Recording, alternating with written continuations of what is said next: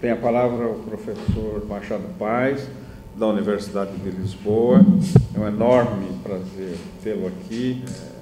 Enfim, a obra do professor Machado Paes é uma obra conhecida, muito difundida no Brasil, muito apreciada e acolhida no Brasil, de modo que ele é praticamente brasileiro. Eu costumo dizer que Portugal, na verdade, hoje é uma colônia do Brasil. Isso foi brincadeira. Com tantos brasileiros que foram para lá ultimamente, eles que se cuidem, na verdade.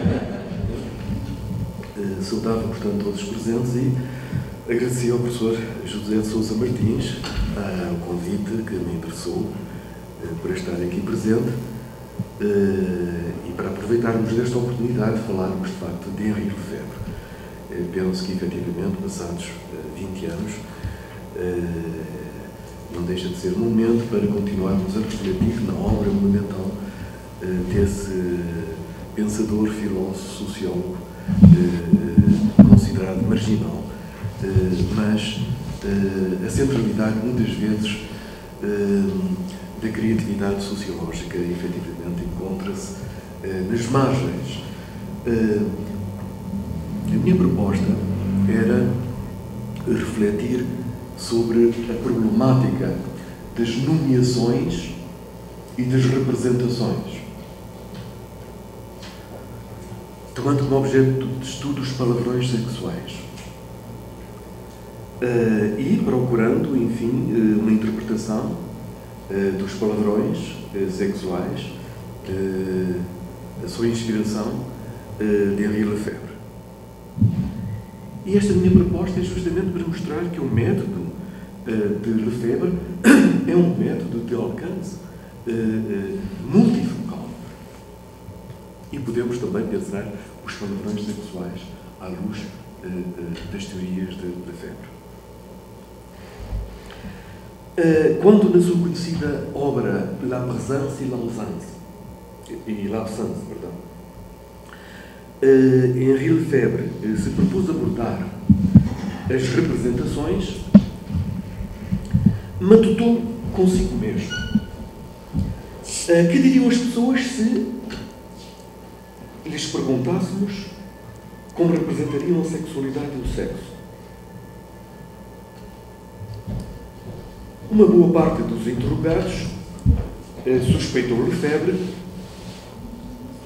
responderia com gracejos, o que não deixaria de ser significativo. Mas logo imaginou possíveis respostas, filtrando-as, não por acaso, a partir de uma suposta pertença social ou profissional dos respondentes. Um pintor poderia aludir às figurações e cores que permitem a exibição ou a dissimulação da sexualidade de uma forma descarada ou recalcada. Um etnólogo poderia evocar grutas simbólicas.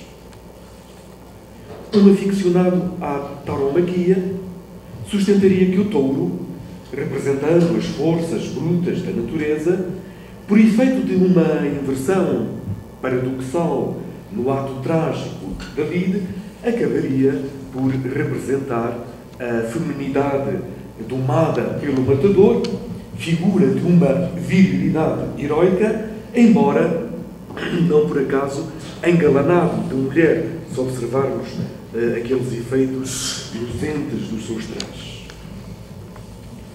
O padre poderia falar como um humanista, talvez mesmo como um moralista, se é verdadeira a história que me contaram daquele sacerdote brasileiro de Maceió, que recentemente recusou celebrar um casamento porque a noiva desrespeitara o altar sagrado, já que, para além do decote exagerado, uma zelosa ministra teria comprovado que a desenluminada não usava roupa interior. Ou seja, já estava sem calcinha, isso seria. Exatamente. O psicanalista, por seu turno, se começasse a falar sobre as representações da sexualidade, sem dúvida que tomaria conta do nosso debate, levado, enfim, pela onda do seu entusiasmo. Neste singelo exercício sobre as representações sociais em torno da sexualidade e do sexo, o que Lefebvre nos quis mostrar foi que uma abordagem desta natureza, com perguntas e respostas, correria o perigo de um duplo desconhecimento. Por um lado, o desconhecimento das representações ocultas, não diretamente questionadas. Por exemplo, como é que os homens representariam o sexo feminino? Por outro lado, correríamos o risco de negligenciar as situações concretas, o vivido, em que se produzem e circulam as representações, porque é no vivido que as representações ganham a sua existência, a sua presença. E é aqui que Lefebvre levanta uma hipótese teórica e estratégica, que nasce da filosofia, mas vai muito mais além dela. Vejamos então, no exemplo dado, onde nos levaria esta hipótese teórica e estratégica. Desde logo, ao reconhecimento de que o masculino tende a representar-se no, por e através do feminino. Embora o feminino, por sua vez, apareça representado por uma ausência. Como chegamos a perceber o sistema de relações entre estes trâmites? Lefebvre aponta-nos um caminho, o das mediações. Trata-se de uma metodologia orientada pela busca oblíqua de presenças na ausência. Voltando ao exemplo dado, cada sexo representar-se-ia então através do outro e não se reconheceria senão para além dessa representação. É desta metodologia, eu iria até chamar-lhe uma metodologia da obliquidade. É desta metodologia, dizia Cadet-Thomas, na abordagem a representações que giram em torno de palavrões sexuais, quando implicitamente se desatam, e não por acaso, de cumplicidades de género. A questão é saber por que razão algumas palavras ganham o estatuto de palavrões. Que sentidos estranhos as transformam em palavras obscenas? Por que se calam tais palavras quando saem do mundo do calão? Eu jamais as ousaria pronunciar aqui, mesmo numa certa discussão científica. Por que não? Pela inibição, justamente. A inibição pesa e de que bom. Bom, mas o seu desafio deixa-me um pouco mais tranquilo, devo confessar.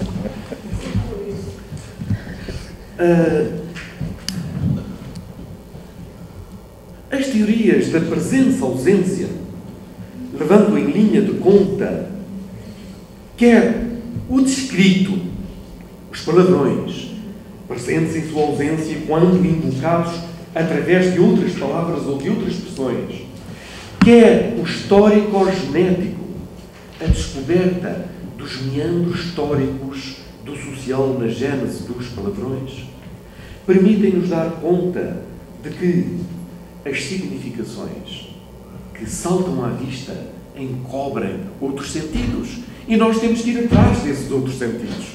Esse é o desafio.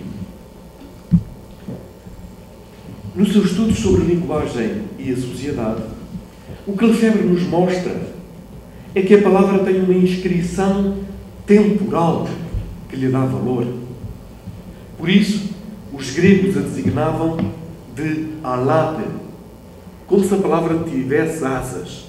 Ala que se faz tarde, costuma-se dizer, não é? Mas essa capacidade de voo pressupõe um espaço de aterragem, um lugar de circulação ou de pouso, seja ele um espaço de escrita, uma folha de papel, uma lousa, um ecrã de computador, ou um espaço de interação, onde a palavra possibilita a comunicação.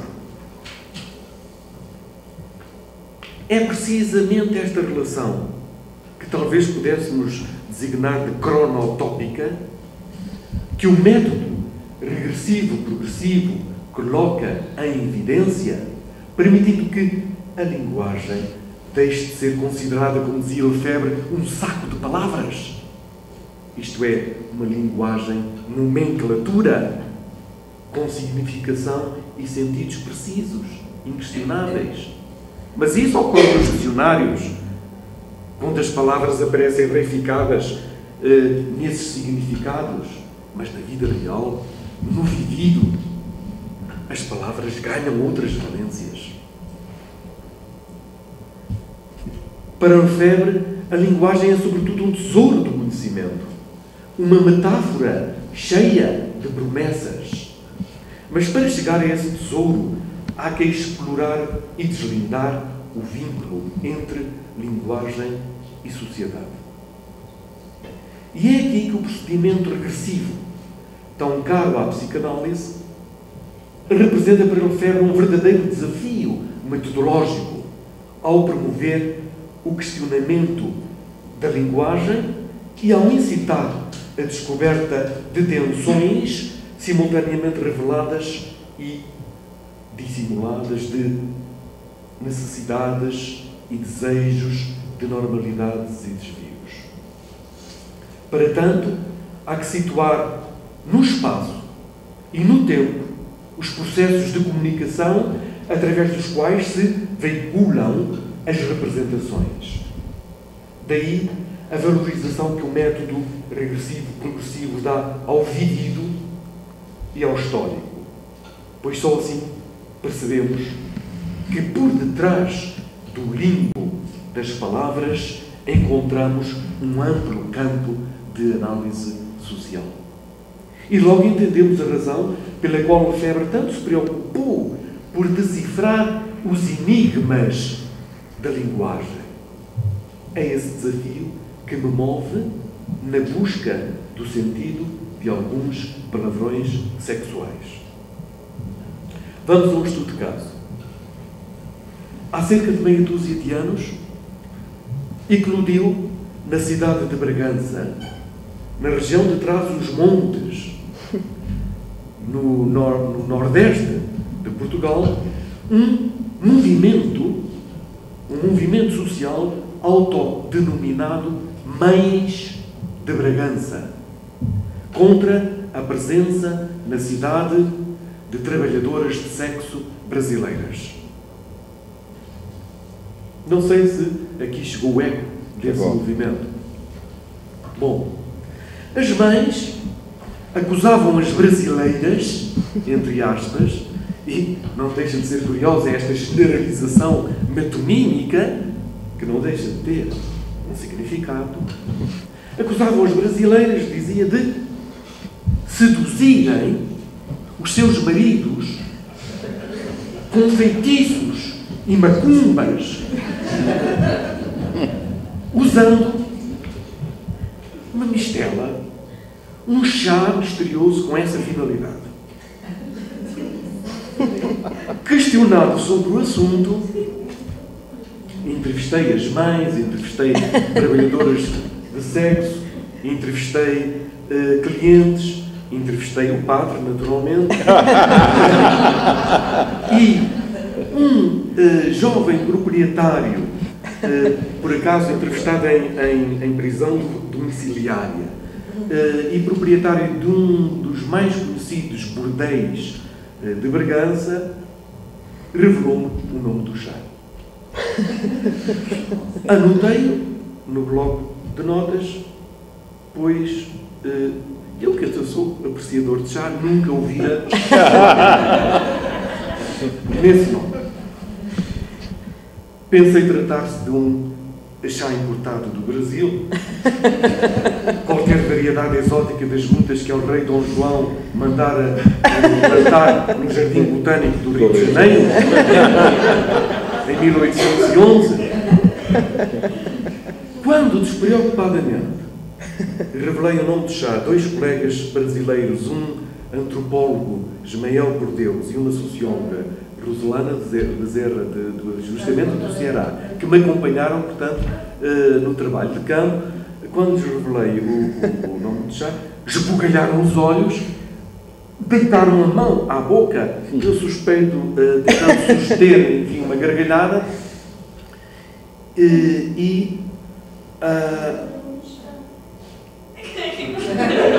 Todos querem saber o nome do chá. Eu queria uma situação.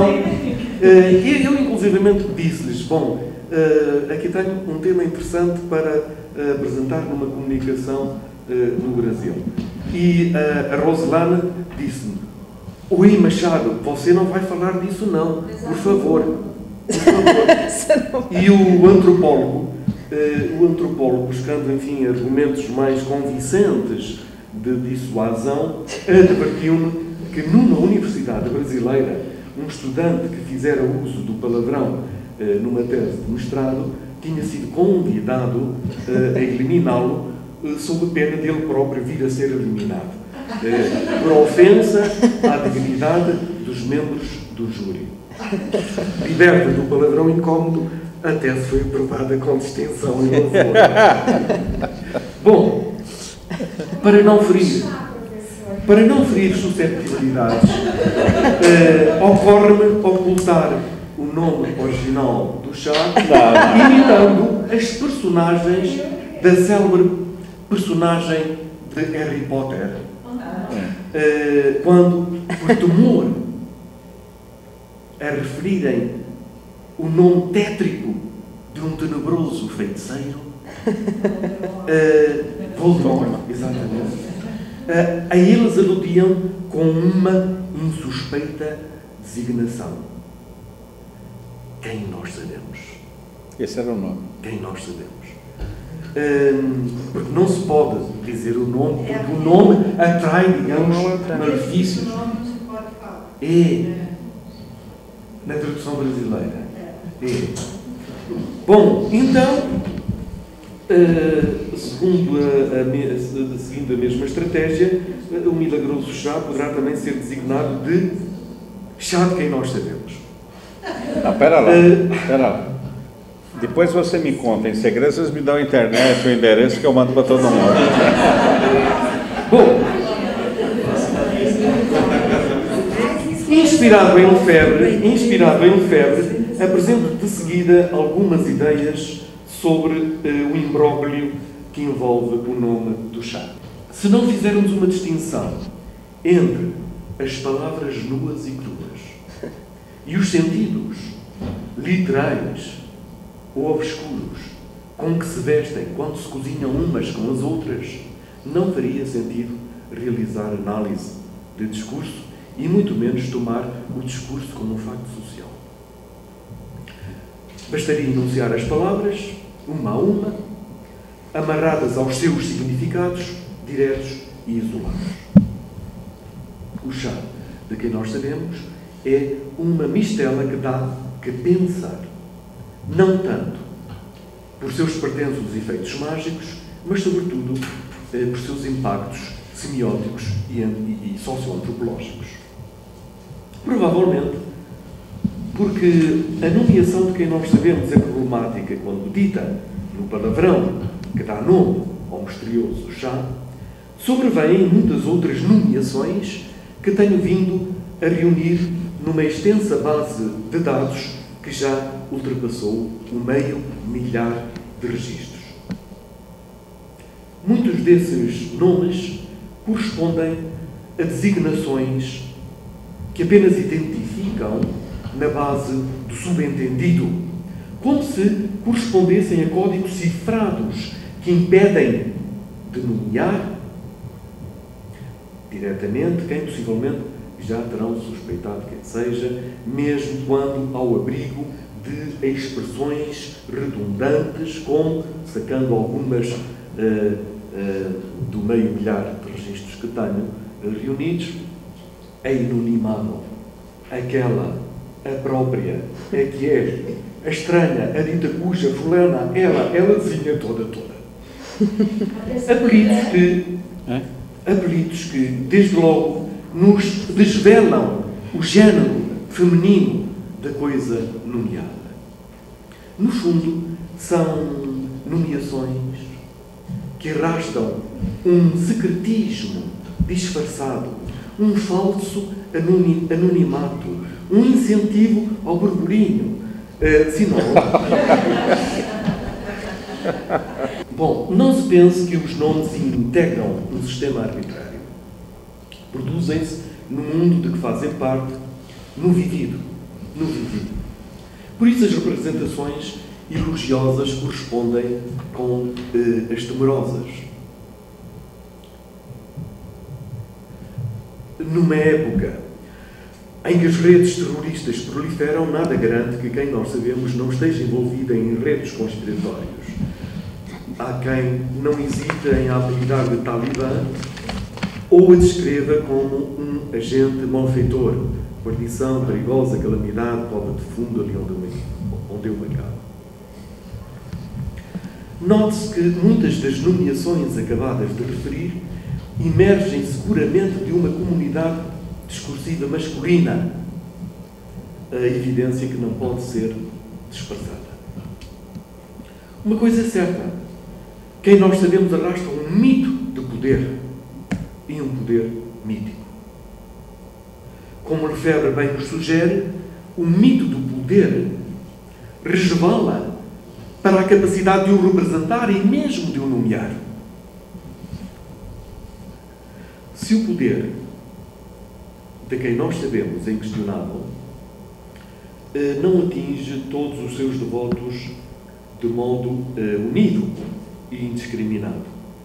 Esta ambivalência de quem pode ser uma coisa e o avesso da mesma ocorre também quando passamos em revista as suas representações religiosas. Ela é deusa peregrina, dona Anja, mas também é vista como profana, libertina, fatal, tentação do diabo. O método regressivo-progressivo de Lefebvre ajuda-nos a compreender esta diabolização de uma realidade cuja essência é feminina. Nos tempos da Inquisição, a mulher era vista, vejam bem, como um ser que facilmente se deixava cair em tentação, dada a sua suposta débil fé na palavra de Deus. É precisamente o que nos sinaliza a etimologia da palavra feminina, pois femina procede de fé e minus, fé levada ao mínimo dos extremos.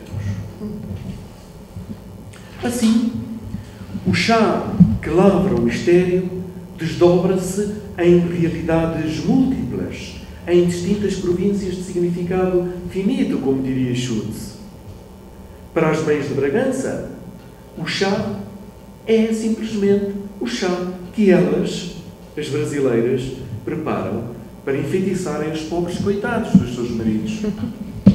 É uma posição quixotesca, mas que, ao desculpabilizar os maridos, porque quando eles vão às casas de alterno são vítimas das mesinhas, das mistelas, dos preparados, do chá preparados pelas brasileiras,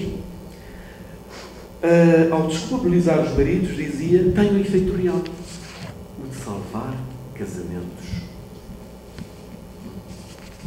O proprietário do bordel que entrevistei, casado, aliás, com uma brasileira, assumiu uma posição mais pró-Sancho Panza. Escoa o chá do mundo misterioso do feitiço para o mundo da realidade. Porém, o nome que lhe dá adensa, como vimos, o mistério da realidade nomeada. Seja tomado o exemplo de outro palavrão que remete para uma entidade que frequentemente se relaciona com quem nós sabemos. Por ser um palavrão, também não vou reproduzir, limitando-me a usar um termo muito corrente no Brasil para designar qualquer indivíduo. Não se usa em Portugal, mas usa-se o cara, não é? O cara legal. Recentemente, em Portugal, um guarda da Nacional, um cabo, um soldado, enfim, é um posto acima do soldado, um cabo da Guarda Nacional Republicana, irritado por não ter conseguido uma troca na escala de serviço, que previamente é determinada, visou-se para o sargento responsável, enfim, pelo escalonamento e, enfim, meio resignado, desabafou. Bom, não dá para trocar para o cara. Sentindo-se atingido na sua honra e dignidade, o superior hierárquico acusou o cabo de crime de insubordinação. Ou seja, levou a mal a expressão. E o processo seguiu para tribunal. Aí os juízes, percorreu várias instâncias, os juízes tiveram de se enfrentar, não propriamente com o significado denotativo do cara, que ninguém contesta, mas sim com o valor moral do cara, determinado pelo contexto de uso. Dependendo deste, talvez o palavrão não fosse assim tão injurioso ou ofensivo. Por aqui vemos que, dependendo do contexto de uso do indivíduo, há palavras que podem promover ou abalar hierarquias sociais, pelas representações que elas arrastam, naturalmente. Bom, o guarda salvou-se da condenação porque, como Garfinkel bem demonstrou em seus estudos etnometodológicos, nas suas decisões os juízes tendem a respeitar, geralmente, as características rotineiras da ordem social. De facto, no norte de Portugal, especialmente no Porto, o cara aparece como uma verdadeira muleta oratória, para além de ser uma expressão popular de espanto ou de impaciência, sendo também uma palavra usada para enfatizar estados de ânimo ou representar algo excessivo, como, por exemplo, faz calor para o cara, ou em Caxambu há fontes para o cara. Aliás, em suas origens, o cara tinha uma significação inócua, derivando do latim caraculum, designava uma simples estaca. E talvez por isso, no tempo das navegações marítimas, o cara era usado pelos marinheiros para designar o mastro principal das caravelas. Por aqui vemos que os palavrões têm uma gênese histórica, pois em cada época há modos legítimos de argumentar, persuadir, narrar, provar. No fundo, a gênese, como bem nos mostrou Lefebvre, não exclui a análise das relações mais ocultas de filiações perdidas no tempo. Mas também não impede o ganho de novos sentidos que as palavras adquirem no vivido. É aqui que emerge a componente histórico-genética do método regressivo-progressivo. Se, e termino, como bem disse Galeano, o nome é a coisa que o nome chama, ideia que aparece no seu livro As Palavras Andantes, também é verdade que uma mesma palavra pode designar muitas diferentes coisas, dependendo por onde ela circula. Em Portugal, por exemplo, o nome do chá é inócuo. É uma palavra arcaica que representa uma simples caixa. E foi nesse sentido que Machado de Assis a usou em Dom Casmurro. Pergunta Lefebvre: de onde? Como? De que coisa vem o sentido? Não vem apenas da significação da palavra isolada. Na busca do sentido das palavras, não podemos desprezar as ressonâncias culturais dos nomes e das representações que arrastam. Como bem nos ensinou Lefebvre, as representações sociais não são simples efeitos. São factos de palavra e, sobretudo, de prática social. Termino com uma interrogação que podemos discutir no debate ou à mesa do café. Será que o nome do chá, de quem nós sabemos, é indizível por ser indecente ou é indecente por ser indizível? Muito obrigado.